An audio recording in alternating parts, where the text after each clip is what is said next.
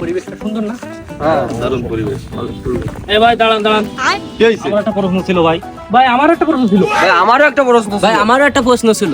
শালা আমারও তো একটা প্রশ্ন ছিল। ও দেখেন চাচা, এই আমার কি এলাকার সবথেকে ধনী লোক হই। তাহলে চলেন, অপেক্ষা করতে কিসের জন্য? চলো। ও চাচা, কি বাবা?